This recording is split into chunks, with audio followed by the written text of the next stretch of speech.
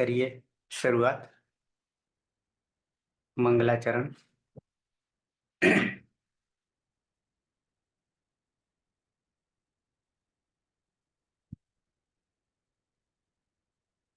अष्टाध्यायी जगन्माता यस्य चित्तात् समुत्थिता वेदानाम् उपकाराय तस्मै पाणिनये नमः। આપણે જોઈ રહ્યા છીએ પંચ ઉપાંગ કાર્યની શરૂઆત કરી રહ્યા છીએ। 5 ઉપાંગ એની પહેલા આપણે વર્ણમાતૃકાથી શરૂઆત કરી હતી, પછી ઉચ્ચારણ સ્થાન, બાહ્ય પ્રયત્ન, આભ્યંતર પ્રયત્ન એ સંપૂર્ણ પૂરું થયા પછી ઈતકરણ 10 સૂત્રો, એ પછી 4 વિધિ અને 4 વિધિ જોયા પછી પદ નિર્ણય જોયા પછી આપણે ધીરે ધીરે આગળ આવી રહ્યા છીએ અને એમાં પંચ ઉપાંગ કાર્ય એની પહેલા થોડાક યાની 10 ગણ 10 લકાર એની પણ ઓળખ કરી।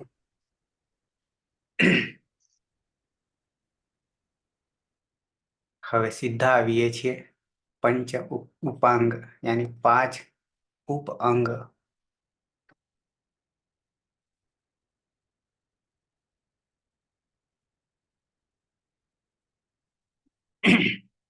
અહીંયા તમને દેખાશે પાઠ 5મો છે પંચોપાંગ કાર્ય।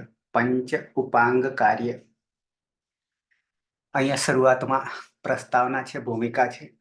એ ભૂમિકામાં લખવામાં આવ્યું છે કે લૌકિક સંસ્કૃત અને વૈદિક સંસ્કૃત બે અલગ નથી, બે એક જ છે। માત્ર એક લકાર જુદો પડે છે, બાકી બંનેમાં પ્રક્રિયા સરખી છે। એટલે બંનેને એક સાથે જોવાનું છે, અલગ અલગ રીતે નહીં। લૌકિક સંસ્કૃત અને વૈદિક સંસ્કૃત બંનેની પ્રક્રિયા સરખી છે। જ્યાં જ્યાં વૈદિક જુદા પડશે ત્યાં ત્યાં અલગથી સ્પષ્ટતા કરવામાં આવશે, બાકી સાથે લઈને ચાલે છે। માત્ર એક લકાર જ બદલાય છે, લેટ લકાર। પંચ ઉપાંગમાં 5 કયા અંગ છે? ઉપઅંગ છે, ઉપઅંગ। એમાં અહીંયા લખવામાં આવ્યું છે પ્રત્યય આદેશ। પ્રત્યય આદેશ જે પ્રત્યય છે એ પ્રત્યયોમાં આદેશ થશે। વિકરણ, ધાત્વાદેશ, અતિદેશ અને દ્વિત્વાભ્યાસ કાર્ય અહીંયા તમને દેખાશે।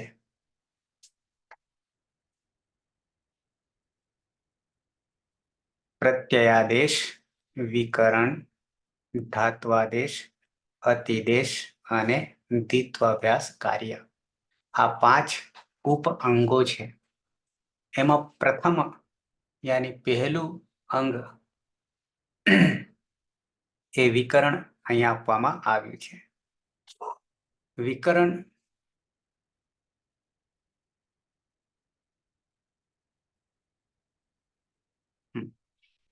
ત્રણ 1:68 સૂત્ર છે।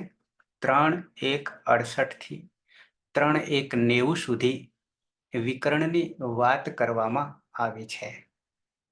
આપણે વિકરણમાં યાની વિકરણ પ્રત્યયમાં 10 ગણમાં વિકરણ પ્રત્યય, વિકરણ 21 છે, પણ 10 ગણના 10 વિકરણ પ્રત્યયો કયા લાગી રહ્યા છે એ તમને એમાંથી માત્ર એક જ આપણે લઈશું, પછી જેમ જેમ આવશે તેમ તેમ કરતા જઈશું। અચ્છા, તો વિકરણ ક્યારે બેસે છે? વિકરણ ક્યારે બેસે છે? નીચે પછી આપ્યું છે કે પ્રકૃતિ અને પ્રત્યયની વચ્ચે આવીને પડે છે। પ્રકૃતિ પ્રત્યયો મધ્યપતિતમ એવું આગળ આવશે। એની પહેલા શરૂઆત કરી છે 3-4-69 સૂત્ર જે છે લહ કર્મણી ચ ભાવે ચ અકર્મકેભ્યઃ। હું છૂટું પાડીને બોલીશ, લહ કર્મણી ચ ભાવે ચ અકર્મકેભ્યઃ આવું થશે। એક એક પદનો અર્થ પણ કરીએ। લહ એ એક પદ છે લહ પણ એક પદ છે. સુપ્તિ અંતમ પદમ. શુભ પ્રત્યય લાગ્યો છે.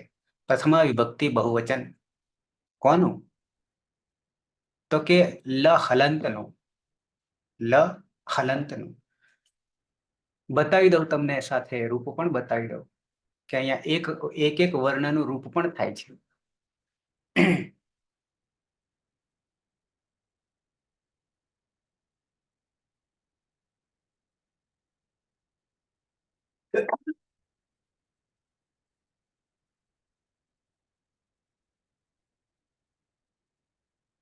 હવે દેખાશે તમને.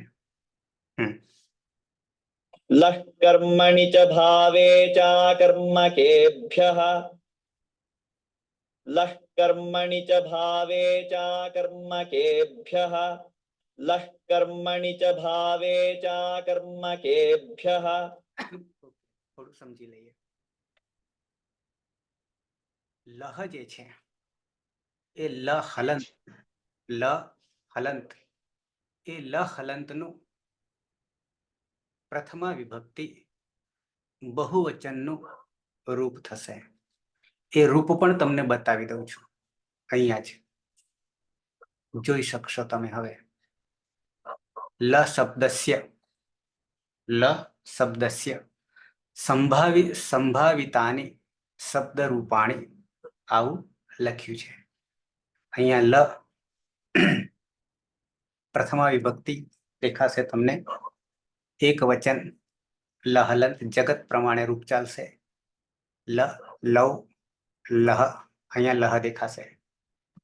આપણું સૂત્ર શું હતું? લહ કર્મણી ચ ભાવે ચ અકર્મકેભ્યઃ. બરાબર છે. બને ત્યાં સુધી જેટલું ચાલે છે એ સૂત્રો ક્લિયર કરી દેજો. પાછળથી તમને માનશે નહીં, અત્યારે માનશે. બરાબર છે. તો લહ એ લનું પ્રથમા વિભક્તિ બહુવચનનું રૂપ છે. તો એનો અર્થ શું કરીશું? પ્રથમા વિભક્તિ કર્તા બતાવે છે, કર્તા અર્થમાં બતાવે છે. તો એ લહ નો અર્થ કરીશું 10 લકાર યા 12 લકાર, કારણ કે બહુવચન છે, 2 થી વધારે છે. 2 થી વધારે એટલે કે 10 યા 12 લકારોનો નિર્દેશ કરે છે લહ કહેવાથી.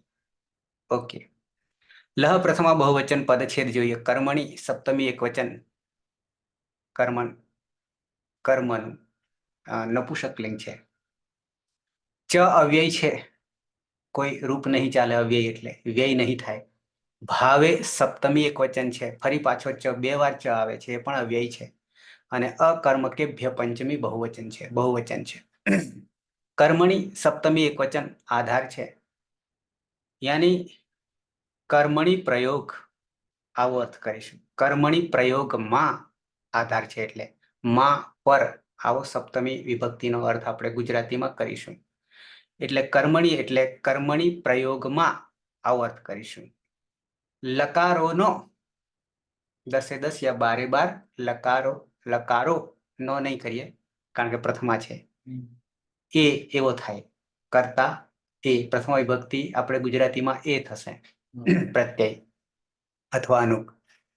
ભાવે એ પણ સપ્તમી એક વચન છે, એટલે આધાર માં પર. ભાવે પ્રયોગમાં આવો અર્થ કરીશું.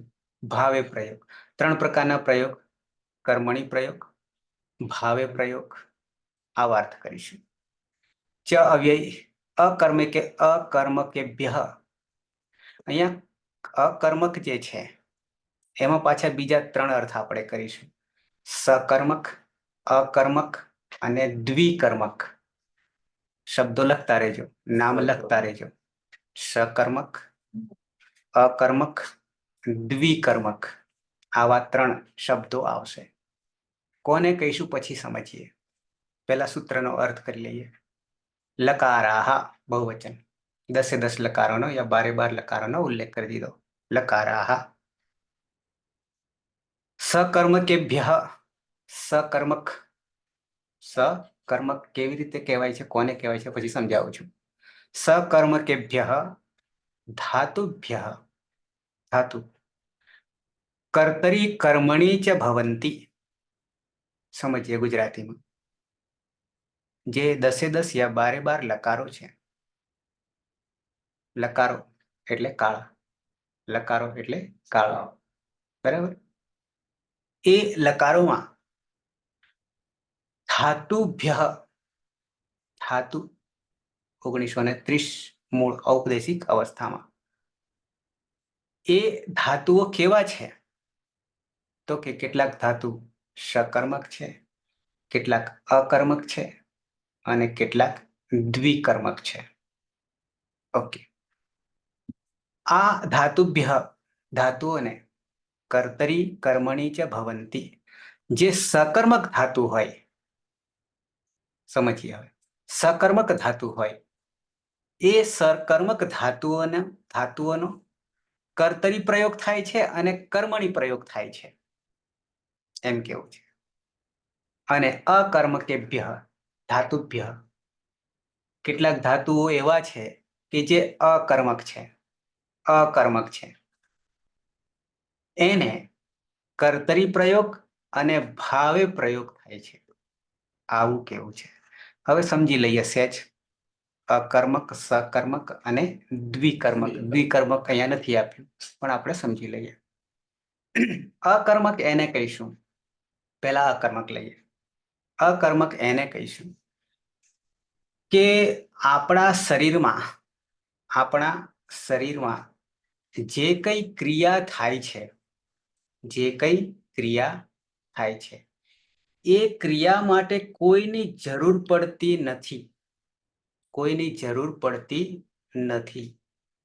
જેમ કે હું કહું હસતી, સહ હસતી, સા હસતી, તે હસે છે, તે હસે છે, એમ કેવું હોય તો એ આપણા શરીરમાં થાય છે, બીજા કોઈ સાધનની જરૂર પડતી નથી.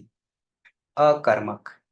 સાંભળવું, શૃણોતિ, સાંભળવું, શૃણોતિ, સાંભળે છે, ત્યાં પણ શરીરના અંગ સાથે સંકળાયેલ છે, બીજા કોઈની આધાર લેવાનો જરૂર નથી. પશ્યતિ, પશ્યતિ, જુએ છે, જુએ છે. અચ્છા. ઊંઘે છે, ઊંઘે છે.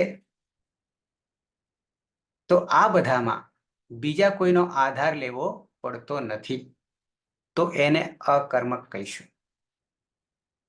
સકર્મક, સકર્મક. ક્રીડતિ, ક્રીડતિ, રમે છે એમ કહેવા જઈએ તો રમવા માટે કોઈક સાધનની જરૂર પડશે, કોઈક સાધનની જરૂર પડશે, તો એને સકર્મક કહીશું. દ્વિકર્મક, દોહતી, દોહન કરે છે, તો ત્યાં બે કર્મો છે. કોને દોહે છે? શું દોહે છે? દૂધ કાઢવું છે, પણ ક્યાંથી કાઢે? ગાય યા ભેંસમાંથી કાઢે છે. બે કર્મ છે, બે કર્મ છે. દ્વિકર્મક તો અકર્મક, શરીરની જે કઈ ક્રિયા કરીએ જેનો કોઈ આધાર બીજા સાથે લેવો પડતો નથી, એને અકર્મક કહીશું.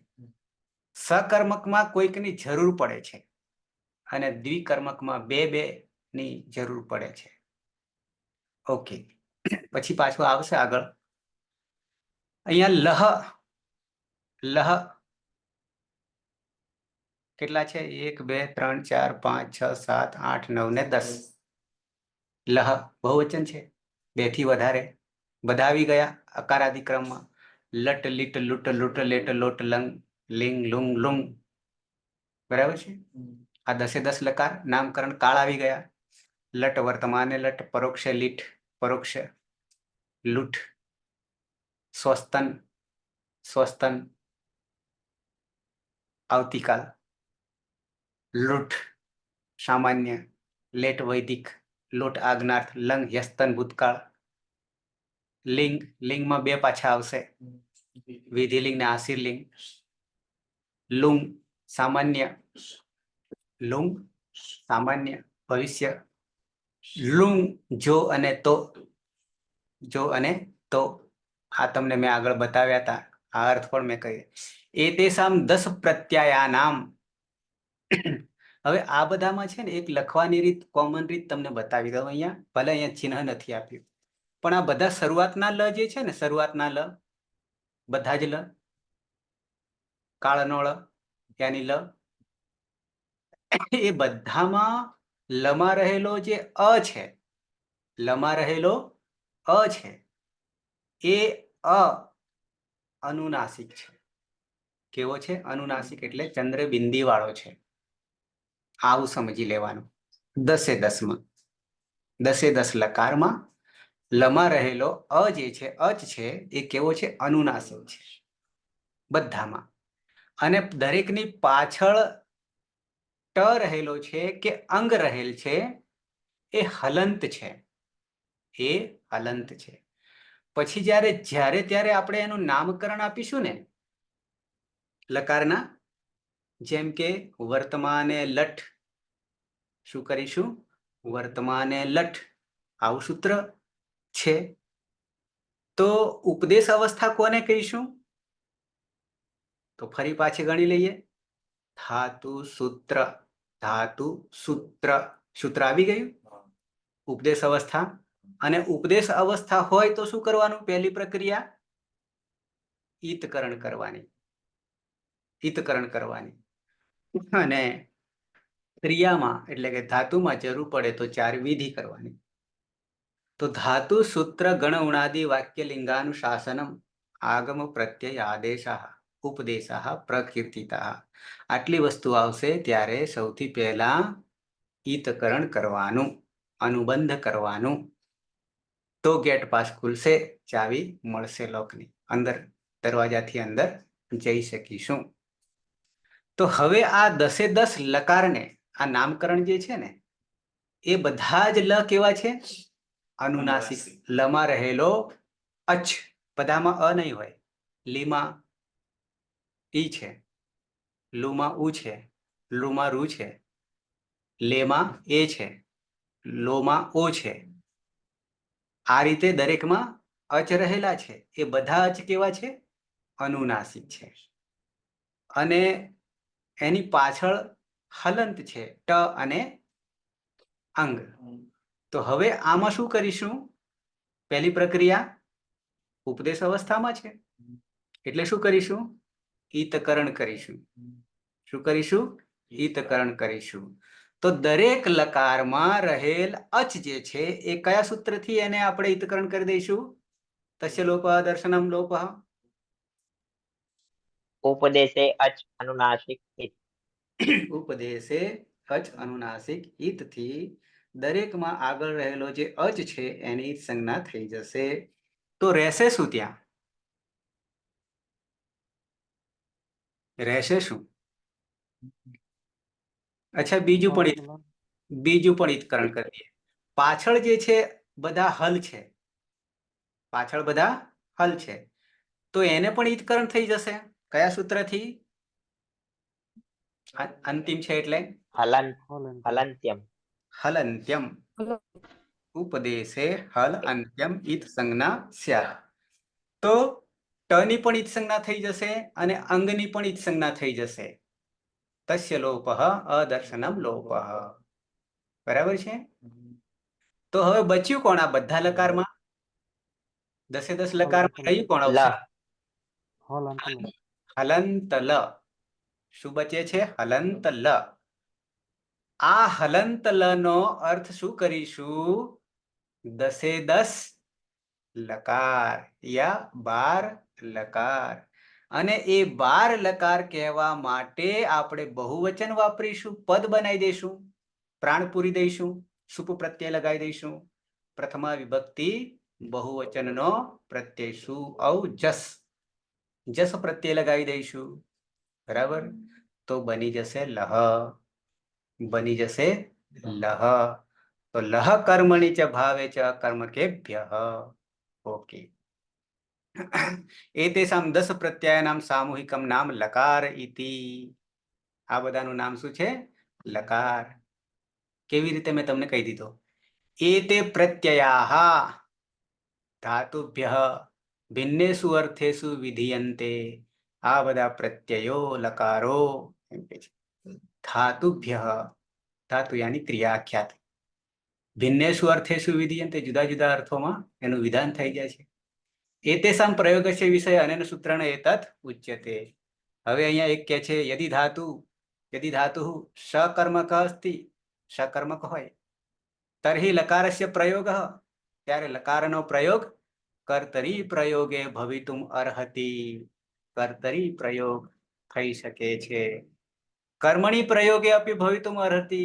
કર્મણી પ્રયોગ પણ થાય છે, પણ ક્યારે? ધાતુ સકર્મક હોય ત્યારે. ધાતુ સકર્મક હોય ત્યારે કર્તરી પ્રયોગ પણ થશે અને કર્મણી પ્રયોગ પણ થશે. હવે પાછું સહેજ કર્તરી પ્રયોગ એટલે શું અને કર્મણી પ્રયોગ એટલે શું તમને આગળ મેં કહ્યું છે. કર્તરી પ્રયોગમાં કર્તાને પ્રાધાન્ય આપવાનું છે, મુખ્ય અર્થ તરીકે લેવાનું છે, બાકીના બધા ગૌણ થઈ જશે. અને કર્મણી પ્રયોગમાં કર્મને પ્રાધાન્ય આપવાનું છે, અને બાકી બધા કર્તા વગેરે ગૌણ થઈ જશે. આગળ હું ઉદાહરણ સાથે પણ આપીશ તમને, અત્યારે એ જોવાનું નથી, અત્યારે બીજી વસ્તુ આપણે કરવાની છે. પણ કર્મણી પ્રયોગ કર્તરી પહેલા, પછી કર્મણી અને ભાવ પ્રયોગ. આપણે કર્તરી પ્રયોગ જ કરીશું શરૂઆતમાં. કુત્ર કર્તરી પ્રયોગ કરણીય કુત્ર ચ કર્તરી પ્રયોગ કરણીય કુત્ર ચ કર્મણી પ્રયોગ કરણીય એ તત્વ વિવક્ષાધીનમ એવ. એ આપણા વિવક્ષા કહેવાની ઈચ્છા અનુસાર હોય છે.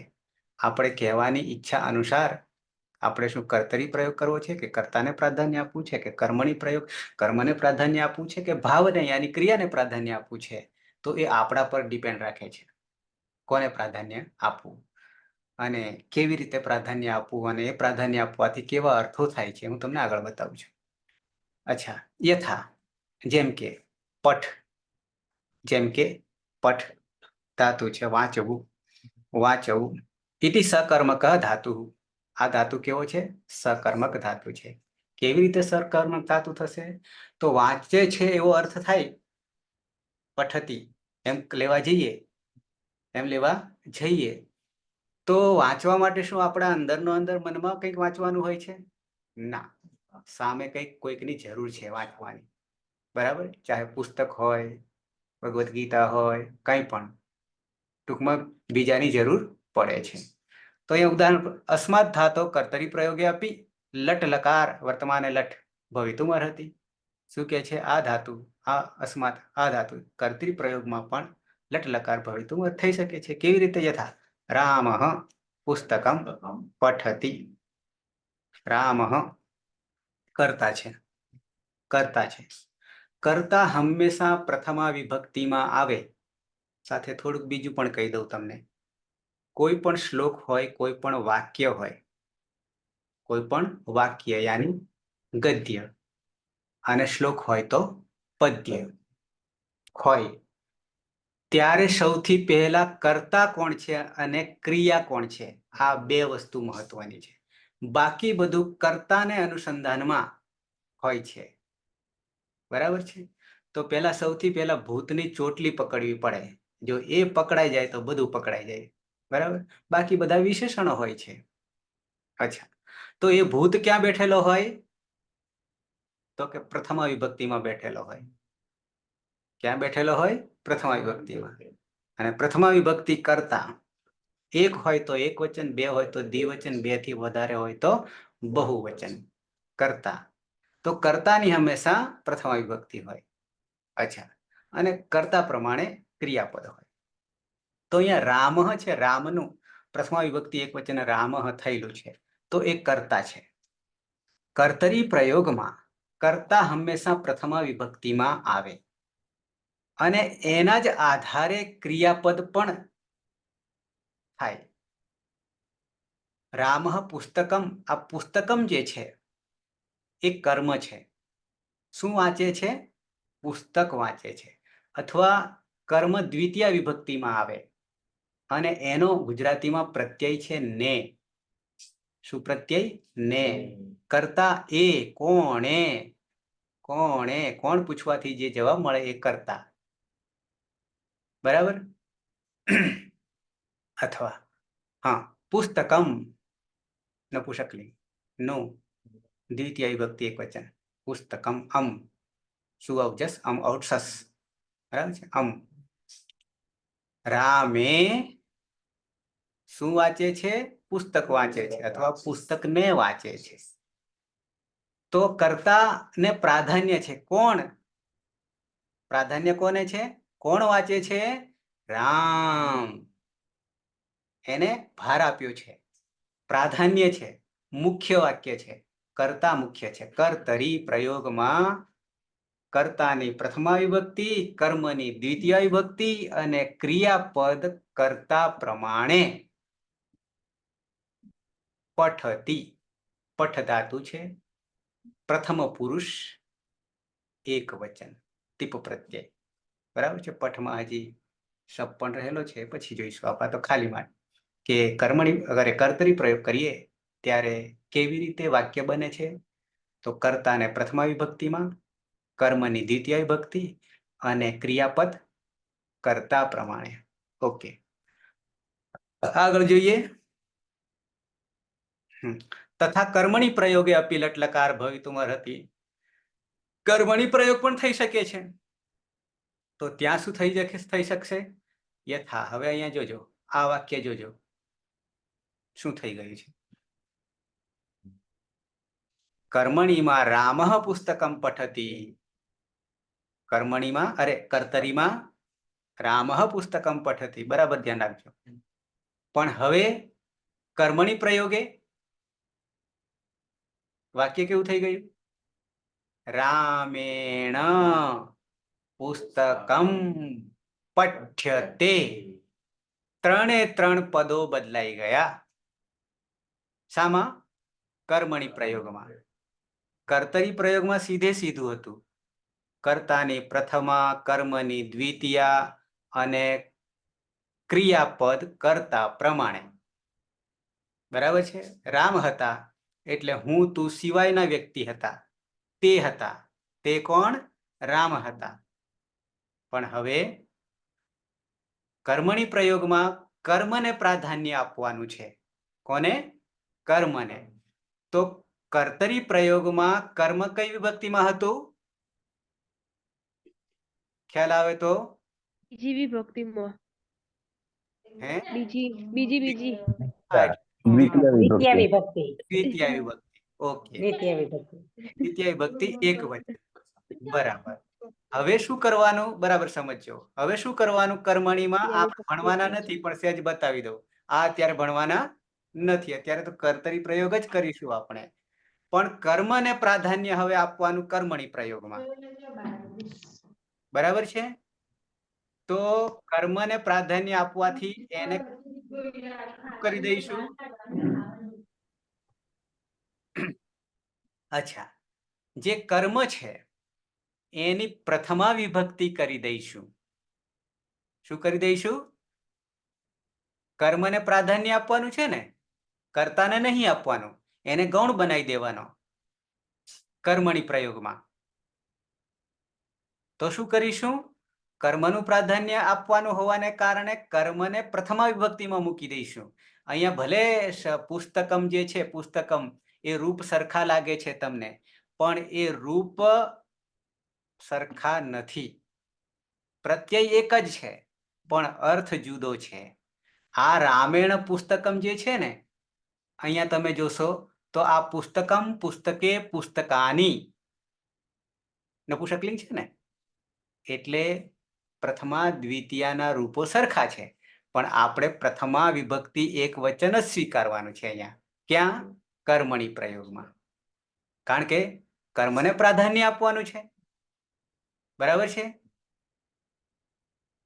પુસ્તક મેઇન છે વસ્તુ, એને ભાર આપવાનો છે, એને હાઇલાઇટ કરવાની છે, અને કર્મને ગૌણ બનાવી દેવાનું છે કર્મણી પ્રયોગમાં.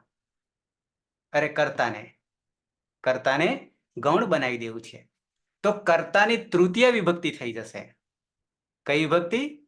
તૃતીયા. રામેણ, રામ વડે, રામ દ્વારા, રામથી, રામ થકી, થી થકી વડે.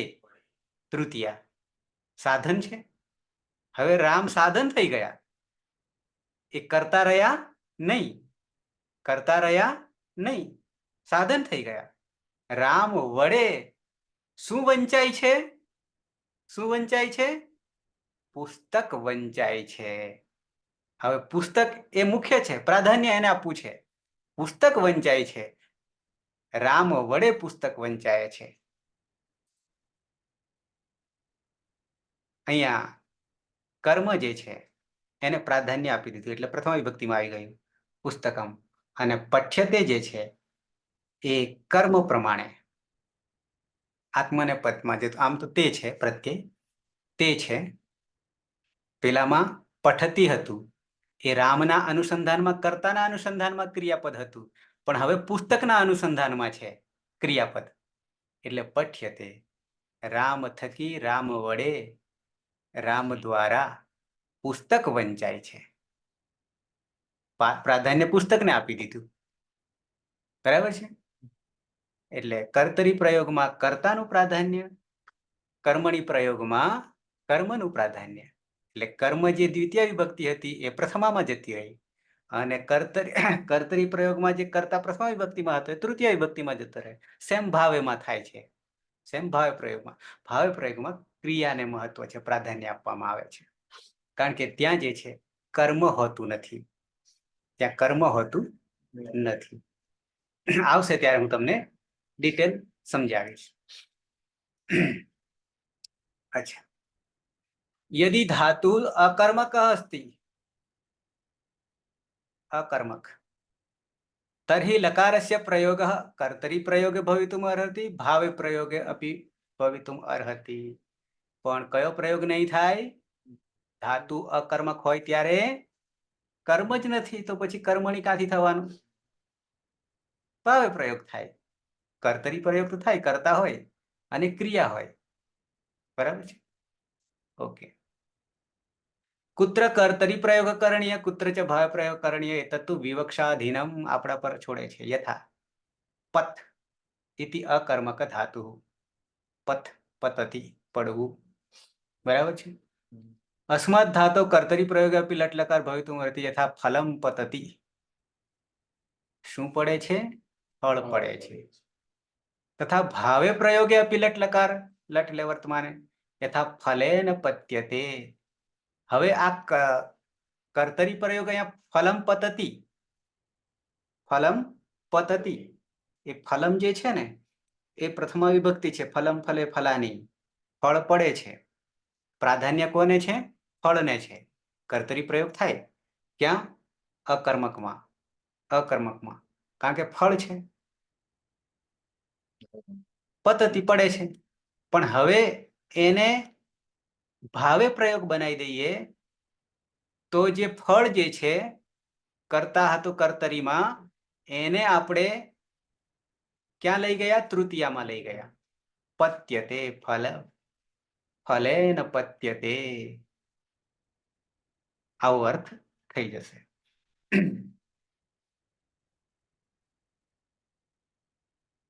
આગળ કર્તરી પ્રયોગ ઇત્યુક્તે સપ્રયોગ અત્ર લકાર કર્તારમ બોધયતિ. આગળ જાણવાની જરૂર નથી આપણને, કારણ કે આવશે ત્યારે એને ડિટેલ જોઈશું. એ જ વસ્તુ તમારે આગળ પણ, આગળ એટલે ક્યાં? તો કે અહીંયા પાછા સહેજ નજર કરી લઈએ. એની એ જ વસ્તુ આવશે. લ કર્મણી ચ ભાવે છે કર્મ કેભ્ય. શું અર્થ કરવા માંગે છે? કે આ જે લકાર છે 10 યા 12 સકર્મક, અકર્મક, દ્વિકર્મક, બરાબર છે? 3 પ્રયોગ છે. એમાં આપણે માત્ર કર્તરી ધ્યાનમાં રાખીશું. અહીંયા કર્તા અર્થમાં લકાર સહ પુસ્તકમ પઠતી, એ આપણને ખબર પડી ગઈ. પછી એ જ રીતે કર્મ અર્થમાં તેન પુસ્તકમ પઠ્યતે, તેન પુસ્તકમ, તેન તૃતીયા, પુસ્તકમ પ્રથમા, પઠ્યતે પુસ્તક પ્રમાણે. અચ્છા, સાથે ભાવ અર્થમાં તેન અત્ર સ્થીયતે, તેન અત્ર સ્થીયતે, યાની ક્રિયાને પ્રાધાન્ય આપ્યું છે. છોડીએ. इस खंड में, આ ખંડમાં, આ ભાગમાં શું કરીશું?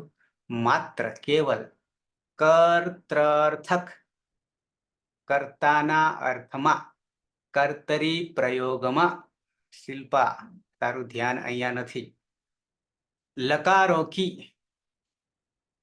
લકાર યાની કાળ અર્થાત કર્તૃવાચ્ય, કર્તૃ કર્તા, કર્તૃવાચ્ય, કર્મવાચ્ય અને ભાવવાચ્ય, આવું પણ આપણે કહી શકીએ છીએ.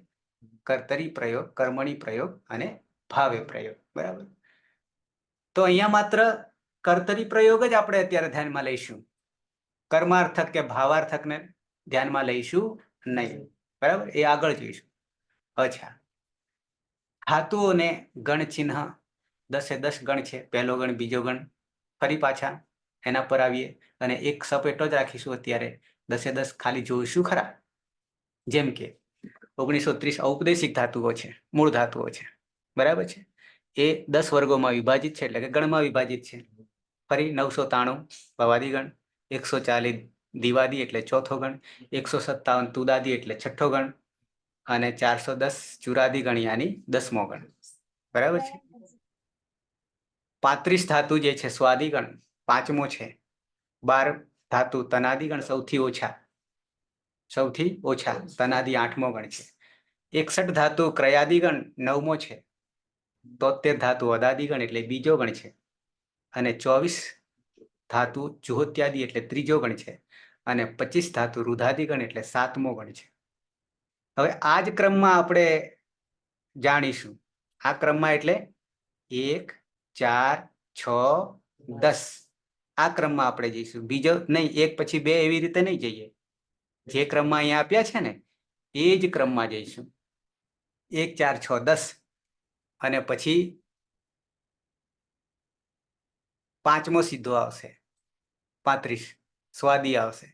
12 ધાતુ તનાદી 8મો આવશે, પછી 9મો આવશે, પછી બીજો આવશે, પછી ત્રીજો આવશે અને પછી છેલ્લે 7મો આવશે.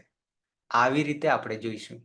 કેમ આવું બધો ક્રમ તૂટી ગયો ને? હવે 1, 2, 3 નામકરણ ત્યાં સુધી બરાબર હતું, પણ જ્યારે પ્રક્રિયા કરીશું ત્યારે પ્રક્રિયા જેટલી સરખી થાય છે એ ક્રમમાં જઈશું. એટલા માટે અહીંયા 1, 4, 6, 10 બરાબર છે, જેને આપણે અદંત અંક કહીશું. આવશે હમણાં. અચ્છા, જોઈએ. દરેક ગણનો 10 ગણમાં શું હોય છે? ગણ ચિહ્ન. ગણ ચિહ્ન એટલે વિકરણ પ્રત્યય. બીજું નામ ગણ ચિહ્ન અથવા વિકરણ પ્રત્યય. ઓકે. જેમ કે આ ભવતી રૂપ કરેલું છે, સિદ્ધ કરેલું છે. ભવતી સિદ્ધ રૂપ જ છે ભૂ ધાતુનું. પહેલા ગણનો પહેલો ધાતુ. બરાબર છે. ભૂ ધાતુનું ભવતી તે થાય છે. આવો અર્થ કરીશું. આમાં 3 ખંડ છે. ટુકડા કરીએ આ ભવતીને. શું કરીએ? જુદા પાડીએ, ઓપરેશન કરીએ. હવે અચ્છા, તો ધાતુ કયો છે આમાં ભવતીમાં? તો કે ભૂ ધાતુ છે.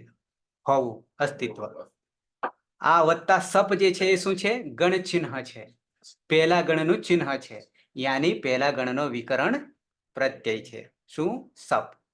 પછી પાછળ જે તી છે, 3 ખંડ થયા, તો એ લકારનો પ્રત્યય છે. તી જે છે એ લટ લકાર વર્તમાન કાળનો પ્રથમ પુરુષ એક વચનનો તીપ પ્રત્યયમાંથી તી છે. બરાબર છે. ભૂ ધાતુ વચ્ચે વિકરણ અ કેમ? સપમાં આપણે શું કરી નાખીશું? ઈતકરણ કરી દઈશું, કારણ કે પ્રત્યય છે. પની હલંત્યમ સૂત્રથી સંજ્ઞા, સની લશક વતધિતે સંજ્ઞા, અ બચ્યો. સાથે પિત્ત પણ છે અને સિત પણ છે. બરાબર છે. તો ભૂનું ભવતી કેવી રીતે થાય? હજી આ તો અધૂરું છે. સિદ્ધ કરીશું ત્યારે ખબર પડશે. અત્યારે આપણે એ નહીં કરવું. દિવ્યતુ એમાં 3 ખંડ. દિવ વિકરણ પ્રત્યય શ્યન. તુ આજ્ઞાર્થનો પ્રત્યય છે. આજ્ઞાર્થ લકારનો પ્રત્યય છે. દિવ ધાતુ છે. ય વિકરણ પ્રત્યયમાં શું કરીશું? ન હલંત્યમ સૂત્રથી સંજ્ઞા થઈ જશે. શનિ લશક વતધિતેથી સંજ્ઞા થઈ જશે. તસ્ય લોપ દર્શનમ લોપ અને ય એકલો બચશે. બરાબર છે. તો બની જાય છે ય વિકરણ પ્રત્યય. તુ લોટ લકારનો પ્રત્યય છે. તો આ રીતે અહીંયા પણ 3 ખંડ છે. દાસ્યથી જોઈએ તો એમાં 2 જ ખંડ છે. વચ્ચે વિકરણ નથી. દા ધાતુ છે અને સ્યતિ સીધો પ્રત્યય છે લૂટ લકારમાં. વચ્ચે વિકરણ બેઠો નથી. આ બધી સાવધાની રાખવી પડશે. શું રાખવું પડશે? સાવધાની, નહીં તો દુર્ઘટના ઘટી. અચ્છા, દા શિષ્ટ, એમાં પણ બે જ છે. શિષ્ટ, દા ધાતુ અને શિષ્ટ પ્રત્યય આ સ્ત્રીલિંગનો છે. અત્યારે ખાલી દર્શન કરીને આગળ વધીએ છીએ, બરાબર. હવે આ બધાથી વાત એટલી જ કહેવી છે. શું કહેવું છે? કે ક્યારે વિકરણ પ્રત્યય બેસે અને ક્યારે વિકરણ પ્રત્યય નથી બેસતો, એના માટે જ છે આ. તો મેં તમને આગળ પણ કહ્યું છે કે વિકરણ ક્યારે બેસે? તો કે ચાર લકારમાં ટિંગ પ્રત્યય લાગે છે. લટ લકાર, લંગ લકાર, લોટ લકાર અને વિધિલિંગ લકાર. આ ચાર લકાર આપણે સિદ્ધ કરીશું ત્યારે 10 ગણમાં 1930 ધાતુઓ છે એને જે તે ગણનો વિકરણ પ્રત્યય લગાવવો પડશે. અને બાકીના 6 લકાર એમને વિકરણ પ્રત્યય લાગશે નહીં. ઓકે, આટલું મનમાં બેસી જવું. સર આમાં જે આપણે વાત કરી ભૂ ધાતુમાં સપ વિકરણ પ્રત્યય, એટલે હવે એના ગણમાં 993 ધાતુઓ છે તો એ દરેકમાં સપ વિકરણ જ લાગશે, બરાબર ને?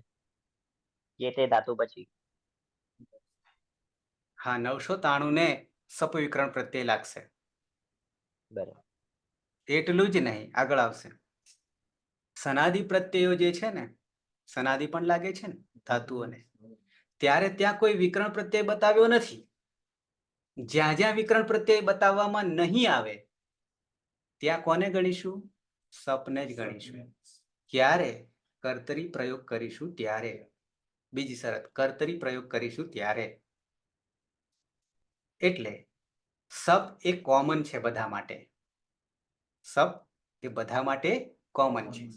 પણ જ્યાં જ્યાં ગણનો વિકરણ પ્રત્યય સ્વતંત્ર આપ્યો હોય તો તે ત્યાં ક્યાંક સપનો લોપ પણ થશે. બે જગ્યાએ છે, એ આગળ જોઈએ આપણે. અચ્છા, હવે અહીંયા શરૂઆત જે કરી છે વિકરણ લગાને વાલે સૂત્રની જે વાત કરી છે એમાં સાર્વધાતુ કે યક જે લગાવ્યું છે એ અત્યારે આપણે એને પ્રયોગ નહીં કરીશું, પાછળ કરીશું. પાછળ એટલે કર્મણી પ્રયોગ અને ભાવે પ્રયોગમાં કરીશું, કર્તરી પ્રયોગમાં નહીં કરીએ, બરાબર છે. તો એ સાર્વધાતુ કે યક, યક એ વિકરણ પ્રત્યય છે. સહેજ સમજાવી દઉં, બાકી અહીંયા સમજવાની જરૂર નથી. સાર્વધાતુક, સાર્વધાતુક કોને કહેવાય? સિંગસિત સાર્વધાતુકમ. આગળ આપણે સૂત્ર જોઈ ફરી પાછા જોઈશું, આવશે ત્યારે. શું કહે છે? ભાવવાચક અને કર્મવાચક ત્યારે યક પ્રત્યય લાગશે. યક પ્રત્યય, યકમાં પણ ઈતકરણ થશે. ક હલંત્યમ સૂત્રથી ઈત સંજ્ઞા થઈ જશે. તસ્ય લોપ, દર્શનમ લોપ અને એકલો ય બચશે, બરાબર છે. પણ એ ક્યારે? કર્મણી પ્રયોગ અને ભાવે પ્રયોગ કરીશું તો યક લાગશે. છોડીએ, બાકી જવા દઈએ. આપણે જે કામનું છે હવે અહીંયા આવશે. અહીંયા મેં આ વાક્ય તમને દેખાશે આટલું. શું દેખાશે અહીંયા? બરાબર જુઓ. વિકરણ કોને કહેવાય? પ્રકૃતિ પ્રત્યયોહો મધ્યે યત પતિતમ તત વિકરણમ. પ્રકૃતિ પ્રત્યયોહો મધ્યે. પ્રકૃતિ એટલે ક્રિયા, ધાતુ, આખ્યાત. પ્રકૃતિ કહીશું, નામ પણ પ્રકૃતિ કહીશું. અહીંયા ધાતુ પૂરતું રાખીએ. પ્રત્યય, ટિંગ પ્રત્યય છે, સનાદિ પ્રત્યય છે, કૃત પ્રત્યય છે, બરાબર છે. આ ત્રણ, કારણ કે વિકરણ વચ્ચે પડવાનો છે. પ્રકૃતિ પ્રત્યયોહો મધ્યે, વચ્ચે, યત પતિતમ જે પડવાનો છે, બેની વચ્ચે આવીને પડવાનો છે, ત્રીજો, એને શું કહીશું? તત વિકરણમ. તેને વિકરણ પ્રત્યય કહીશું. બેની વચ્ચે કોઈ આવીને પડે તો એને શું કહીશું આપણે? હવે વિકરણ કહીશું, બરાબર છે. વિઘ્ન રૂપ કહીશું બીજી ભાષામાં. ઓકે, તો હવે એ વિકરણ પ્રત્યયની વાત ક્યાં કરવામાં આવી છે? 3.168 થી 3.190 સુધીના સૂત્રોમાં. ક્યારે લાગે? ક્યારે લાગે? સાર્વધાતુક નિમિત્તક, ટિંગસિત સાર્વધાતુકમ આગળ આપણે જોઈશું. હવે આ અધિપ્રવૃત્તિભ્યઃ શપલુક શપહલુક જે કર્યું છે ને એ બીજા ગણનો શપ વિકરણ પ્રત્યય લાગે છે, પણ એ લુક એ લોપ થઈ જાય છે. આપણે સંજ્ઞામાં આગળ જોયું હતું 4 રીતે લોપ થાય છે. 4 શબ્દો છે. લોપ છે, લુક છે, બરાબર છે, શ્લુ પણ છે. તો અહીંયા અધિપ્રવૃત્તિ એટલે બીજો ગણ, અદાદિગણ પ્રવૃત્તિભ્યઃ શપહલુક. તો શપનો લોપ થઈ જાય છે એમ કે આપણે જે તે વખતે જોઈશું, અત્યારે નહીં જોતા. જ્યોત્યાદિભ્યઃ શ્લુહ જે કે છે એ જ્યોત્યાદિ ત્રીજો ગણ છે, એમાં શ્લુ એવું વાપર્યું છે. શ્લુનો અર્થ પણ શપનો લોપ થાય છે. પણ શપનો લોપ થાય છે પણ જ્યાં શ્લુ લાગે ને ત્યાં પાછું દ્વિત્વ કાર્ય થાય છે. સેજ યાદ કરાવી દો, અત્યારે ના યાદ રહે તો વાંધો નથી. એટલા માટે 4 શબ્દોને જુદા જુદા મૂક્યા છે. લોપ જ કરે છે. લોપ કરે તો એક વર્ણનો લોપ થાય, જ્યાં જ્યાં લોપ કર્યું હોય. પછી અહીંયા આગળનામાં શું કર્યું? લુક શબ્દ વાપર્યો, તો આખા પ્રત્યયને લોપ થઈ જાય. પણ જ્યારે શ્લુ વાપરે છે ત્યારે શ્લુ પણ વિકરણ પ્રત્યય છે ખરો, પણ સપને જ શ્લુ કરી દીધું એટલે એને પણ લોપ જ કરે છે. પણ સાથે સાથે બીજું એક વધારાનું મૂકે છે, એડ કરે છે. અને તે શું એડ કરશે? તો કે દ્વિત્વ અભ્યાસ કરે. એટલે જ્યોત્યાદિગણના જે 24 ધાતુ છે એમાં બેવડવા દ્વિત્વ યાની અભ્યાસ કાર્ય કરવું પડશે. તે જ્યારે આવશે ત્યારે જોઈશું. દિવાદિભ્યઃ શ્યન એ ચોથા ગણનો છે. શ્યન વિકરણ પ્રત્યય છે, એ આપણે જોવાનો આવશે, કારણ કે પહેલા તબક્કામાં છે, પહેલા ગણના સમૂહમાં છે. 1, 4, 6 અને 10માં છે. બીજા કેટલીક વિશેષ છે, એ વિશેષ અત્યારે નહીં જોઈએ.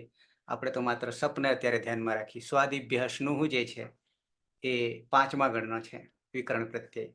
કેટલા ધાતુ છે એ પણ કહ્યું છે. તુદાદિભ્યઃ સ 6ઠ્ઠા ગણમાં આપણે પાછા લઈશું એને, સહ, બરાબર છે. રુદાદિભ્યઃ સ્નમ છે, ખાલી ન રહેશે, પણ એ ન ને ક્યાં મૂકવું, કારણ કે પાછળ મ છે, મિત છે. એ જે તે વખતે જોઈશું. તનાદિક્રિયભ્યઃ ઉહુ છે, એ આ બધા વિકરણ પ્રત્યયો છે. ક્રયાદિભ્યઃ સ્ના વિકરણ પ્રત્યય છે. પછી વિકલ્પ અંદર છે કેટલાક. તો આટલા ગણના વિકરણ પ્રત્યયો આપ્યા છે. કેટલાકના રહી ગયા છે. કોના કોના રહી ગયા છે ખબર પડી તમને? આમાં ફરી પાછો ગણાવી દઉં એટલે ખ્યાલ આવે. શરૂઆત કરી દિવાદી, દિવાદી નહીં, અદાદિગણ. અધિપ્રવૃત્તિ શબ્દ જે છે ને એ બીજો છે. લખી લો એટલે કોણ રહી ગયું તમને ખબર પડે. કે જેના વિકરણ પ્રત્યય જ લખ્યા નથી, તો ત્યાં વળી કયો વિકરણ પ્રત્યય લઈશું એ પણ તમને રસ્તો મેં આપી દીધો. આ બીજો ગણ છે, એમાં સપ લાગે છે ખરો વિકરણ પ્રત્યય, પણ એનો લોપ થઈ જાય છે. પછી જ્યોત્યાદિ ત્રીજો ગણ છે, એ શ્લુ, ત્યાં પણ સપનો લોપ થઈ જાય છે, પણ સાથે દ્વિત્વાભ્યાસ થાય છે. પછી દિવાદિભ્યઃ એ ચોથો છે, શન. પછી આવશે સ્વાદિભ્યઃ સ્નુ, એ 5મો આવશે, સ્નુ વિકરણ પ્રત્યય. પછી તુદાદિભ્યઃ સ 6ઠ્ઠો છે, એમાં સ વિકરણ પ્રત્યય છે. રુદાદિભ્યઃ સ્નમ વિકરણ પ્રત્યય છે, 7મામાં છે, રુદાદિગણ. પછી તનાદિક્રિયભ્યઃ 8મો ગણ છે, એમાં ઉ વિકરણ પ્રત્યય છે. અને ક્રયાદિભ્યઃ સ્ના એ 9મો ગણ છે, એમાં સ્ના વિકરણ પ્રત્યય છે. બસ વાર્તા પૂરી થઈ ગઈ. કોણ રહી ગયું 10માંથી? પહેલો અને 10મો. પહેલો અને 10મો. તો પહેલો હવે અને 10મો. એની ચાવી મેં આપી દીધી તમને. તો ત્યાં કયો વિકરણ પ્રત્યય લાગશે? શપ લાગશે. એનો કોઈ નથી, તે શપ છે. આટલું ધ્યાન રાખવું. સાથે સાથે અહીંયા તો ગણ છે, બરાબર છે. તિંગ પ્રત્યય લાગશે પાછળ. સનાદિ પ્રત્યય પણ લાગે સારો ધાતુ. ત્યારે ત્યાં પણ આપણે કર્તરી પ્રયોગ કરીએ ત્યારે શપ લગાડવાનો થશે. આગળ આવશે. તો 8 ગણ બતાવ્યા, 2 ગણ બતાવ્યા નહીં, ભવાદી ગણ અને ચુરાદી ગણ. તમે જ્યારે બોલો છો ત્યારે તરત પાછું બંધ કરી દેવાનું, બરાબર? નહીં તો પછી તમારું જ ભાષણ સંભળાશે. છોડીએ, મારી પાસે ચાવી છે એની, એટલે વાંધો નહીં, પણ ધ્યાન રાખવું. અચ્છા, ભવાદિગણ ને ચુરાદિગણ. ભવાદી એટલે પહેલો ગણ અને ચુરાદી એટલે 10મો ગણ, બરાબર છે. તો આ 2નો ઉલ્લેખ અહીંયા કર્યો નહીં, એનો વિકરણ આપ્યો જ નહીં, તો આપણે શું સમજીશું? સપ વિકરણ પ્રત્યય. સાથે સાથે સનાદ્યંતઃ ધાતવઃ, ધાતુ સંજ્ઞા બનાવનારું સૂત્ર 2 છે, ભુવાદયો ધાતવઃ અને સનાદ્યંતઃ ધાતવઃ. સનાદિ 12 પ્રત્યય લાગે ત્યારે પણ ધાતુનો ધાતુ અને નામ ધાતુ બને છે. ત્યારે પણ કર્તરી પ્રયોગ કરીએ ત્યારે પણ વિકરણ પ્રત્યય તો લાગશે. બરાબર છે. સાર્વધાતુક પ્રત્યય લગાવીએ ત્યારે, એટલે કે 4 લકારના પ્રત્યયો લગાવીએ ત્યારે વિકરણ પ્રત્યય બેસાડવો પડે. તો ત્યાં પણ કયા વિકરણ પ્રત્યયને બેસાડીશું? સપને. પ્રકૃતિ પ્રત્યયો મધ્યે યત પતિતમ. ઓકે, આટલું ખ્યાલ આવી ગયું? હા.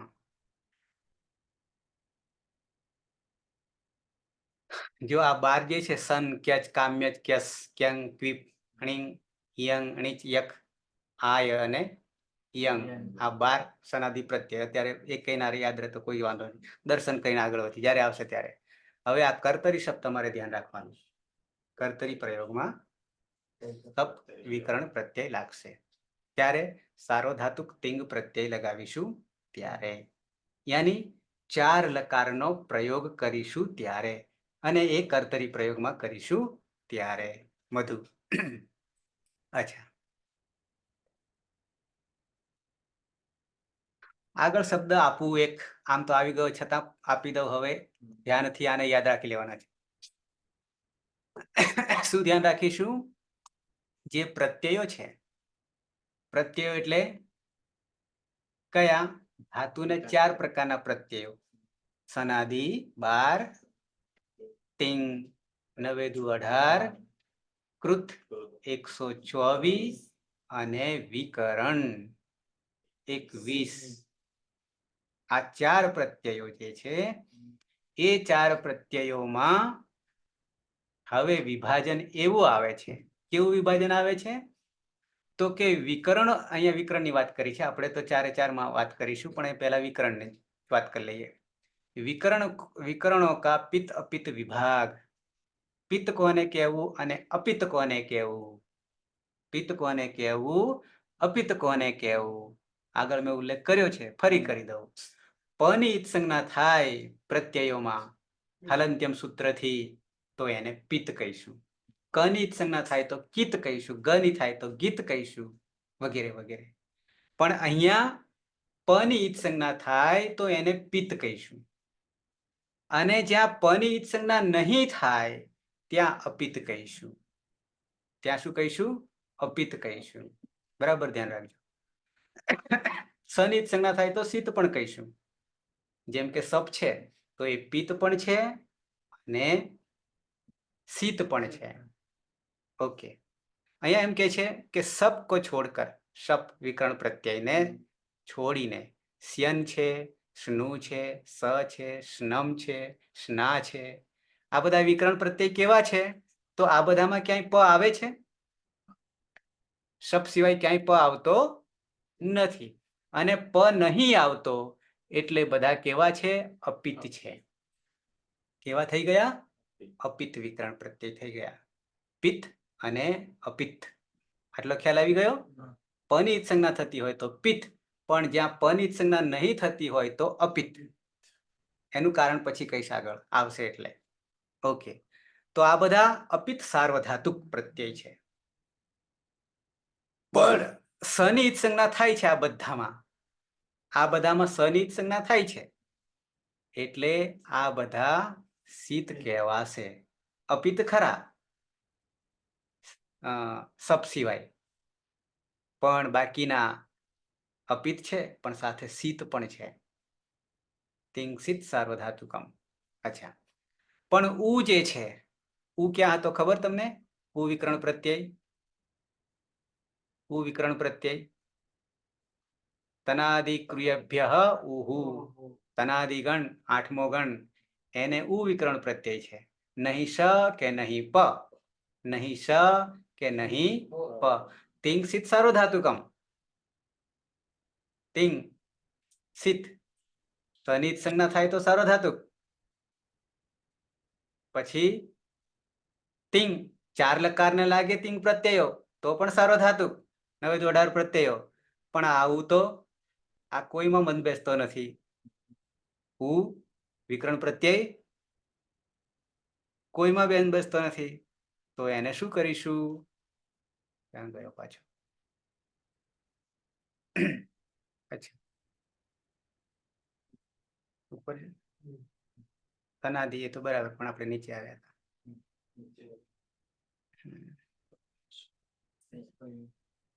એટલે હતું. અચ્છા અહીંયા આ રહ્યું ઉ. સાર્વધાતુક નથી. સાર્વધાતુક નથી. કેમ સાર્વધાતુક નથી એ ખબર પડે છે ઉની? કારણ કે પોતે શીત નથી. બરાબર છે. તિંગસિત સાર્વધાતુકમ આવું સૂત્ર આપણે છે. એટલે એ આર્ધધાતુક બની જાય છે પ્રત્યય, અને આર્ધધાતુકની પ્રક્રિયા જુદી ચાલે છે સાર્વધાતુક પ્રત્યય કરતા. તે આગળ જઈશું. અચ્છા હવે કહે છે કે વિકરણ કેવી રીતે લાગે એ આગળ બતાવીશું કે છે, પણ આપણે અહીંયા સહેજ દર્શન કરી લઈએ. શું દર્શન કરીએ? અહીંયા કહે છે कि जब धातु से लगने वाला प्रत्यय कर्तृर्थक सार्वधातुक होता है तब धातु में तत्त विकरण प्रत्यय लागશે. જ્યારે કર્તરી પ્રયોગ કરીશું ત્યારે ટિંગ જે ચાર લકારને લાગશે ત્યારે સાર્વધાતુક પ્રત્યય કહેવાશે, અને ત્યારે વિકરણ પ્રત્યય કમ્પલસરી લગાવવો પડશે. અને કર્મણી પ્રયોગ ભાવે પ્રયોગ કરીશું તો યક વિકરણ પ્રત્યય લાગશે. અને જ્યારે આર્ધધાતુક એ સિવાયના 6 લકાર જે છે ત્યારે કોઈ વિકરણ પ્રત્યય લાગશે નહીં, એમ કેવું છે. બીજું ઉપાંગ ખાલી ઉલ્લેખ કરીને આગળ વધીશું. બીજું ઉપાંગ દ્વિતીય ઉપાંગ પ્રત્યય આદેશ. પ્રત્યય આદેશ 3-4-77 થી 3-4-112, અને પછી પાછળ પણ છે 7-1-1 થી 7-1-49. હજી એ પાછળ છે. વિભાજન ખંડ ખંડ પડી ગયા છે. બરાબર. દ્વિતીય ઉપાંગ પ્રત્યય આદેશ એમ કે છે. પ્રત્યય આદેશમાં આપણી પાસે માત્ર 4 લકાર અહીંયા જોઈશું. જરૂર પડે એટલું જ જોઈશું. બાકીનું જેમ જેમ આવશે તેમ તેમ જોઈશું. જેમ કે અહીંયા કહ્યું છે આપણી પાસે લકાર કહીશું ને, લકાર તો 10-10 કાળ લકાર ગણાઈ જશે. જેમ કે અહીંયા લટ લકાર વર્તમાને લટ. બરાબર છે. તો એમાં કોમન પ્રત્યય છે 12 લકારના કોમન પ્રત્યય. એનું આપણું સૂત્ર છે એક. કયું સૂત્ર આવશે એના અહીંયા છૂટા પાડ્યા છે, જોઈએ. તિપ્તસ્જી. અહીંયા ખાલી સહેજ સમજવા માટે, અત્યારે સમજાય નહીં સમજાય તો વાંધો નથી. આ તિપ તસ અને જી એ મૂળ અવસ્થામાં આખું સૂત્ર છે 18 પ્રત્યયોનું, જે 12 લકારને કોમન રીતે લાગી રહ્યું છે. પણ પછી જેમ અત્યારે હેતલબેન કોઈક બીજી જગ્યાએ બેઠા છે અને એમણે વેશ અલગ ધારણ કર્યો છે, તેમ સમય પ્રમાણે આ લકારો પોતાનું રૂપ બદલશે. જેમ કે અહીંયા લટ લકાર છે વર્તમાન કાળને ખબર છે તમને, બરાબર. ચાલો, તો તીપ મૂળ તીપ છે. મૂળ શું છે? ઔપદેશિક અવસ્થામાં તીપ છે. પ્રથમ પુરુષ એક વચન તે, દ્વિવચન તસ છે અને બહુવચન છી છે. તીપ તસ છી આ મૂળ અવસ્થા છે, ઔપદેશિક અવસ્થા છે. પણ એનું વર્તમાન લટમાં શું બની જાય છે આ ત્રણેયનું? તો કે છે તી તહ અંતિ. એ કેવી રીતે બને છે હું પછી સમજાવીશ. આ ખાલી ઉદાહરણ અહીંયા મૂક્યું છે કે આ રીતે પ્રત્યયોમાં આદેશ થઈ રહ્યો છે કે તિપ્તસ્જીને બની જાય છે તી તહ અંતિ. આવું કહેવા માંગે છે. તો એ પ્રત્યય આદેશ થયો. એ રીતે 12 લકારને તીપના 12 રૂપ થશે, તસના 12 રૂપ એટલે વેશ અલગ અલગ, અને જીના પણ 12 થશે. જે સમયે જ્યાં હશે તેવું રૂપ એ ધારણ કરશે. બાકી કોમનમાં તો તીપ્તસ છે. બરાબર. સિપ્થસ થ મિપવસ મસ આ પરસ્મય પદ. ઓકે. લટ લોટ લંગ અને વિધિલિંગ એમાં ક્રમ થોડોક બદલી નાખીએ. શું કરીશું? લટ પછી લંગ કરીશું, અને ત્રીજા નંબરે લોટ કરીશું, અને ચોથા નંબરે વિધિલિંગ કરીશું. હવે અહીંયા તિંગ એટલે 9 દુ 18 પ્રત્યયો. 18 એટલે કયા? તિપ્તસ્થી સિપ્તસ્થ મિપસ્મસ ત આતામ જ થાસ આતામ ધમ ઈટ વહી મહિયમ. એ આખું સૂત્ર આવશે, એક જ સૂત્ર. ધાતુઓને લટ, લીટ, લુટ, લુટ, લેટ, લોટ, લંગ, લિંગ, લુંગ અને લુંગ. આ 10 લકાર, 10 લકાર નામકરણ પ્રમાણે. એમાંથી સૌ પ્રથમ 4 કયા? લટ, લંગ, લોટ ને વિધિલિંગ. આ ક્રમ રાખીશું. એના પ્રત્યય બનાવીશું. શામાંથી? તિપ્તસ્થી સિપ્તસ્થ મિપસ્મસ, એ જે કોમન છે 9 દુ 18, એમાંથી આપણે 4 લકારના પહેલા સાધીશું એમ કે છે. સાથે સાથે કર્તરી પ્રયોગ કરીશું એટલે વિકરણ પણ આવશે. અચ્છા, 3 4 77 લસ્ય આવું સૂત્ર છે. સૂત્રનું નામ શું? ખાલી લસ્ય. ખાલી લસ્ય. આ લસ્ય જે છે ને એ લનું ષષ્ઠી વિભક્તિ એક વચન છે લસ્ય. તો લસ્ય 10 10 યા 12 12 લકાર જે છે, અને એ લકારોમાં મેં જે તમને કહ્યું હતું ને કે એકલો લ હલંત બચશે ઈતકરણ કર્યા પછી, એ જ વાત અહીંયા કરી છે. કેવી રીતે? ઉપદેશે અજનાસિક ઈતથી બધામાં રહેલા અચ જે છે 10 10માં રહેલા અચ એની ઈત સંજ્ઞા થઈ જશે, તસ્ય લોપ અદર્શનમ લોપ, અને હલંત્યમ સૂત્રથી અંતિમ ટ અને અંગની ઈત સંજ્ઞા થઈ જશે. એટલે બચ્યું કોણ? એકલો હલંત લ. અને આ હલંત લ બરાબર શું સમજીશું? 10 10 યા 12 12 લકાર. અને એનું લસ્ય બનાવી દીધું, પદ બનાવી દીધું, ષષ્ઠી વિભક્તિ એક વચન, રામસ્ય લસ્ય, આવી રીતે. અને એ અહીંયા લસ્ય કહેવાનો ભાવ શું કે છે? એનો અર્થ શું થાય છે? આ લકારની જગ્યાએ, લકારની સ્થાન એટલે 12 12 લકારની જગ્યાએ શું થશે? 18 તિંગ આદેશ લાગશે. 12 12 લકાર, 12 12 લકાર. ખ્યાલ ન આવે તો પૂછી લેજો, પણ વચ્ચે તમારું ચાલુ કરીને બીજાને ડિસ્ટર્બ ના કરતા. ઓકે, તો 12 12 યા 10 10 જે લકાર છે એ લકારને લસ્ય સૂત્રથી એમ કે છે કે એ લકારને તિપ્તસ્થી સિપ્તસ્થ મિપસ્મસ્થી આખું સૂત્ર એક છે, એટલે કે 9 દુ 18 પ્રત્યયો છે, પરસ્મય પદ અને આત્મને પદના 9 9 પ્રત્યયો. એ આપણે આદેશ તરીકે લકારને કરી દઈએ છીએ કોમન તરીકે, અને કોમન કર્યા પછી પણ પાછા જે તે લકાર પ્રમાણે એને જુદા પાડીશું, એટલે કે પ્રત્યયો સાધીશું. આ સૂત્ર એ 3 1 78. 3 1 78 બોલતા નહીં આવડે સીધું સળંગ, તો શું કરીશું? યાદ રાખવા માટે છૂટું પાડી દઈશું બધું. તિપ્તસ્થી સિપ્તસ્થ મિપસ્મસ ત આતામ જ થાસ આતામ ધ્વમ ઈટ વહી મહિયમ. બતાવો. 3 1 78 ખોલીએ આપણે.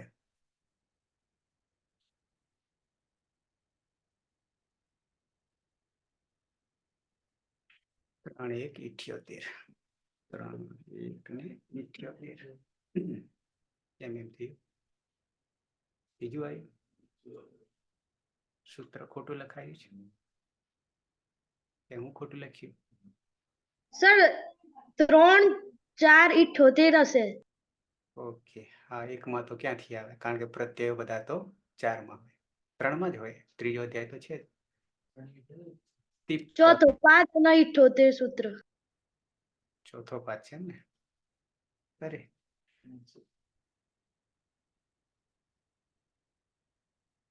3 4 4 કરી દઈએ. લો, આવી ગઈ. ચોપડીમાં ખોટું છપાયું છે.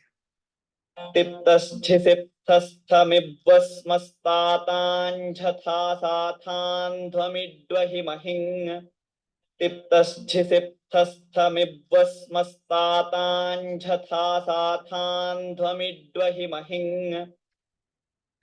અત્યારે કશું યાદ ના રહે તો ચિંતા ના કરતા. અહીંયા તો માત્ર દર્શન કરીએ છીએ કે પંચ ઉપાંગ કયા છે. એમાં વિકરણથી શરૂઆત કરી, પછી ધાત્વાદેશ આવ્યો, બરાબર છે, અને પ્રત્યય આદેશ. ધાત્વાદેશ નહીં આવ્યો, પ્રત્યય આદેશ. આ 5માં જે આપણે ગણીશું ને એમાં એક આ પ્રત્યય આદેશ થયો રહ્યો છે, એની ખાલી ઉલ્લેખ કરીને પછી આપણે સાધીશું ત્યારે આ બધું યાદ કરીશું. તો આને છૂટું પાડ્યું છે અહીંયા, અને પ્રથમા એકવચનમાં જ આખું એક જ પદ છે. આ આખું જે છે ને 9 પ્રત્યયો છે એ સળંગ એક જ પદ છે, એટલે કે એક જ શબ્દ છે, અને પ્રથમા એકવચનનું રૂપ બનાવી દીધું છે. બરાબર છે. આ ઝુમખું 9 દુ 18 બરાબર 1 આવું કર્યું છે. તો અહીંયા છૂટું પાડ્યું છે. પ્રથમા એકવચન તીપ, તસ, જી, આ 3. પ્રથમ પુરુષ એકવચન, દ્વિવચન, બહુવચન. પછી મધ્યમ પુરુષ સીપ, થસ, થ, સીપ, થસ, થ. મધ્યમ પુરુષ એકવચન, દ્વિવચન, બહુવચન. અને મીપ, વસ, મસ, મીપ, વસ, મસ. ઉત્તમ પુરુષ એકવચન, દ્વિવચન, બહુવચન.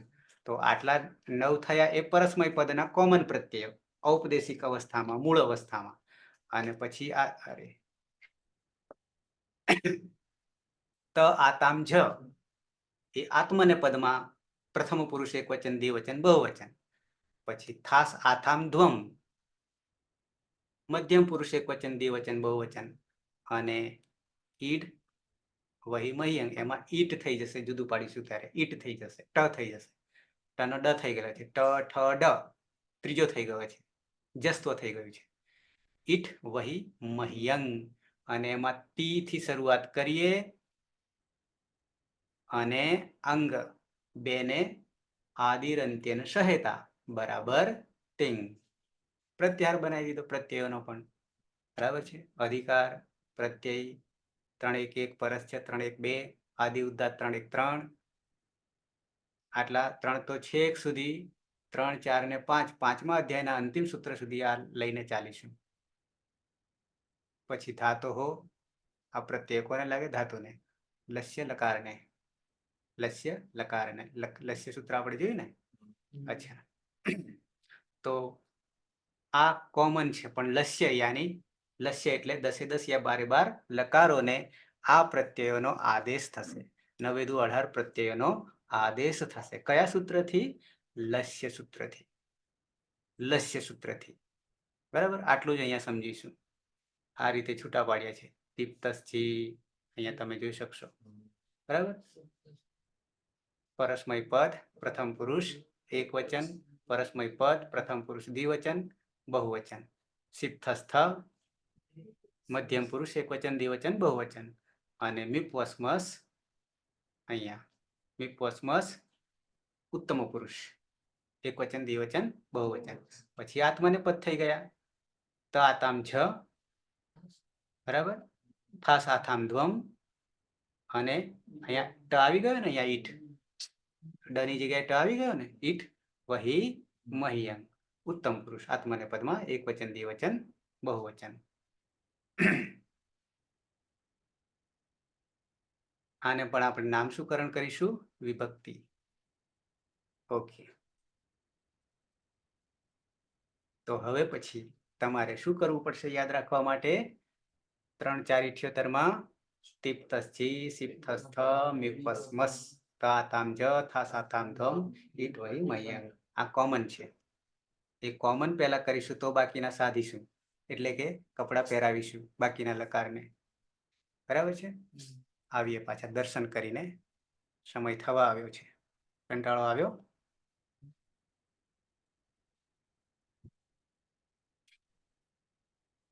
અહીંયા વિરામ લઈશું.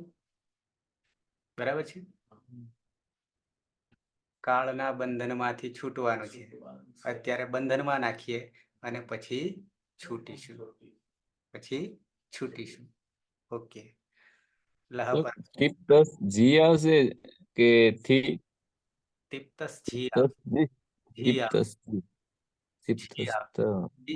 એ જીનું શું થાય પછી કહીશ તમને, સૂત્ર સાથે કહીશ કેવી રીતે એને સિદ્ધ કરીશું પ્રત્યય. એ જે તે લકારમાં સિદ્ધ કરીશું. અત્યારે આ 10 10 યા 12 12 લકારને આ કોમન લાગુ પાડીશું પહેલી દ્રષ્ટિએ, કારણ કે ઔપદેશિક અવસ્થામાં છે. અને પછી પરિવર્તન કરીશું આ પ્રત્યયોનું. બરાબર. કારણ કે લગ્નમાં જાઓ અને બીજા કોઈ પ્રસંગમાં જાઓ બધા જ એક સરખા રાખો તો પછી કોઈ ભેદભાવ ના રહે. એટલે સમય સમય પ્રમાણે આમને રૂપ આપીશું, આકાર આપીશું. ઓકે. તો અહીંયા વિરામ લઈએ. કોઈને પ્રશ્ન હોય તો કરી શકે છે. ખબર ના પડી હોય તો જે ચાલ્યું છે એમાંથી. સર લકારમાં આપણે 12 કહો છો ને તમે, હમ એમાં 10 તો તે બતાવેલા છે એ જ. હમ અને જે લિંગ લકાર છે એમાં વિધિલિંગ માંથી 11મો લકાર ગણીએ આ સ્ત્રીલિંગ, તો 12મો લકાર કયો? કહી દઉં કહી દઉં હમ લેટ લકાર જે છે ને, લેટ લકાર, એ લેટ લકારમાં સાર્વધાતુક અને આર્ધધાતુ આ રીતે વેદમાં 2 ભાગ પડશે. લેટ લકારમાં સાર્વધાતુક બરાબર. અને આર્ધધાતુક. હવે થઈ ગયા? હા હવે થઈ ગયા. ઓકે. છે 10 મુખ્ય, પણ પછી પેલામાં આ રીતે વિભાજન થઈ જાય છે. અને લિંગમાં પણ વિધિલિંગ ને આશીલિંગ એમાં પણ એક આર્ધધાતુકમાં જતો રહે છે અને એક સાર્વધાતુકમાં આવતો રહે છે. જતો રહે છે અને આવતો રહે છે. બરાબર. સાર્વધાતુક આવતો રહેશે અને આર્ધધાતુક જતો રહેશે. બાકી કોઈ પ્રશ્ન હોય તો?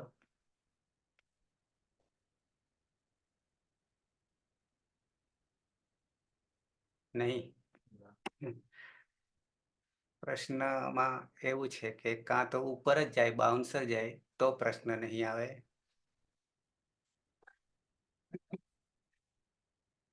બરાબર. શરત.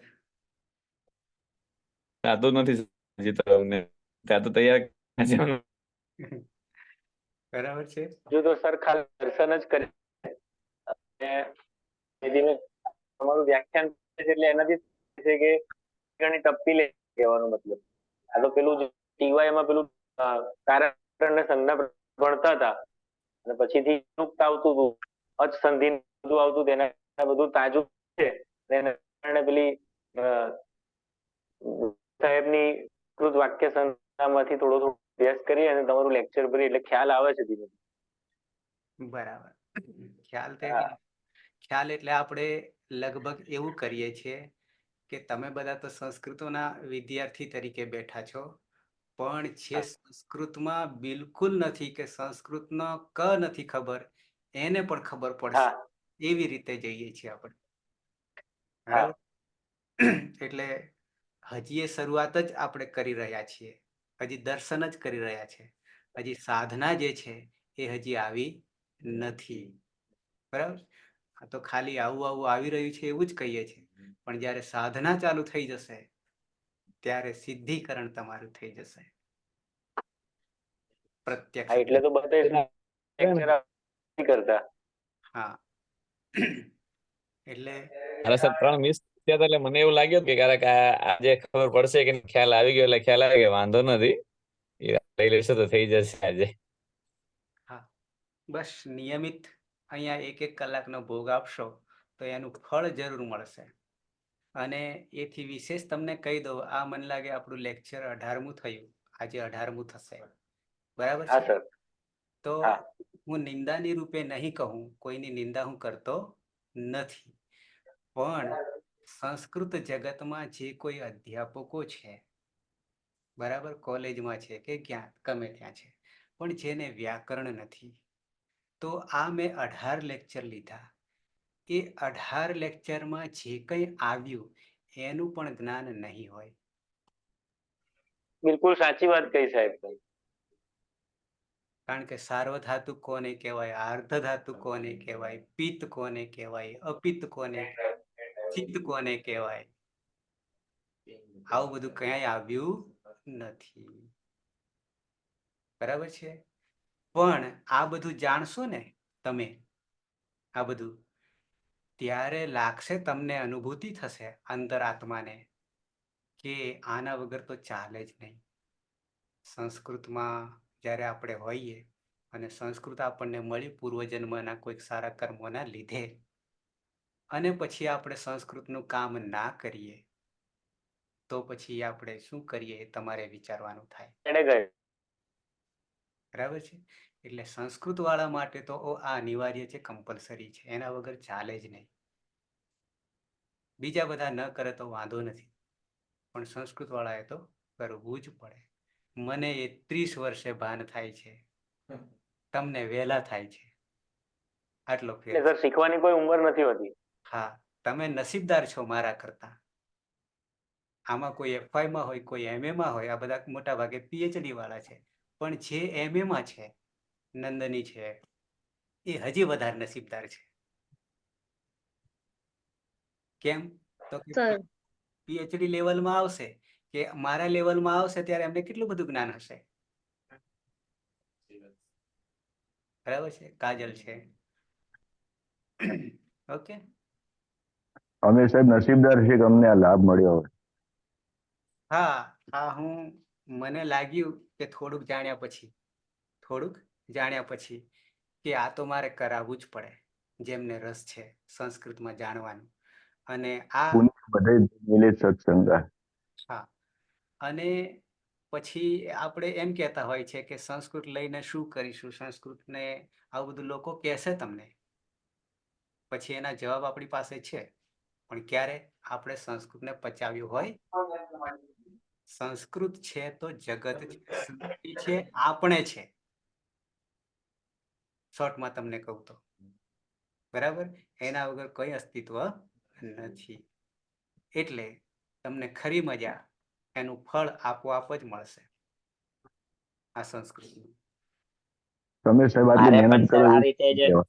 ભણવા ઈચ્છા હતી ને આપ મળી ગયા ભણાવવા માટે. સારું છે. હા, હું તમને છેક આ આખું સંસ્કૃત એટલે કે કોઈ પણ પુસ્તક તમે પકડશો પછી અમુક સ્ટેજ ઉપર હા પહોંચાડી દઈશ. વૈદિક હોય કે લૌકિક હોય, તો વાંચતાની સાથે તમને એના અર્થ પ્રગટ થશે, સાક્ષાત્કાર થશે કે આ કવિઓ છે કે વેદોમાં ઋચાઓ છે, તો એમાં આટલું બધું અદ્ભુત કહેતા હોય છે આ લોકો. ચાહે કાલિદાસ હોય, ચાહે ભવભૂતિ હોય, જે એના અર્થો માણવાની જે મજા આવશે ને, એ કંઈક અલૌકિક આનંદ છે. કેવો આનંદ? અલૌકિક આનંદ છે, હશે. પણ એ ક્યારે? આપણે આને બરાબર સમજીશું ત્યારે. અને એ જ ખરો આપણા માટે આનંદ આવશે. ઓકે, તો સમાપન ઓકે સર. મંગલાચરણથી. જેમાં આપણે લો છો ને હા કે જ્યાં યુટ્યુબ ચેનલ, હા એ બહુ બેસ્ટ છે. કારણ કે મેં ફરીથી શરૂઆત કર્યો છે. આજ સુધી હું ડબલ વખત મેં લેક્ચર લીધા, આખા બધા સાંભળ્યા છે. એટલે હવે ધ્યાનમાં આવે છે. પહેલા શરૂઆતમાં ખાલી સાંભળી ગયા, પણ પાછળથી જયારે સાંભળી ત્યારે ખ્યાલ આવે, ખરેખર બહુ મસ્ત મજા આવે. આઠ સુધી પક્યો છું, ફરીથી રિટર્નમાં ચૂક્યો છે એ બધા રાખી લીધા. મેં 8 થી લાઈનસર જ લેવા છે. એટલે બરાબર. જસીબેન છે કે નીકળી ગયા કે આજે આવ્યા જ નહીં? અચ્છા, નીકળી ગયા. આ કેટલાક આ પાયલ છે કે એ ત્રીજી પીના છે, એ આ ત્રીજી બેચમાં અહીંયા આપણી સાથે છે. પણ એમને પણ લાગશે કે આ ત્રીજી બેચમાં જે કંઈ થઈ રહ્યું છે, એ કંઈક હજી નવું ને નવું જ થઈ રહ્યું છે, અલગ જ થઈ રહ્યું, એવું એમને અનુભૂતિ થશે. પાયલ, સર બિલકુલ, જેટલી વાર જાણીએ એટલી વાર નવું અલંકાર જાણવા મળે. અલંકારની પરિભાષામાં એવું છે કે તદેવ રૂપમ રમણીયતા યત નવમ ઉપૈતિ તદેવ રૂપમ રમણીયતા. જ્યારે જ્યારે જોઈશું ને ત્યારે ત્યારે એ નવું ને નવું જ લાગશે. શિશુપાલ વધ. હા, એટલે જેમ કે કોઈને પ્રિયતમા સરસ ગમતી હોય, તો એ રૂપ તો ચહેરો એનો એ જ છે, પણ જ્યારે જ્યારે જુએ ત્યારે એને કંઈક નવું ને નવું લાગે. કોઈને કોઈ પણ દ્રશ્ય સરસ લાગતું હોય, ભગવાન લાગતા હોય મંદિરમાં, તો પણ એ જ્યારે જ્યારે દર્શન કરે ત્યારે એને કંઈક અલૌકિક જ લાગશે. સેમ આમાં પણ થાય. દિને દિને નવમ નવમ. હા, ઓકે, તો સમાપન કરીએ. સદાશિવ સમારંભામ તથા પાણિનિ મધ્યમામ અસ્મદાચાર્ય પર્યંતામ વંદે ગુરુ પરંપરામ. વંદે ગુરુ પરંપરામ. વંદે ગુરુ પરંપરામ. શુભરાત્રિ.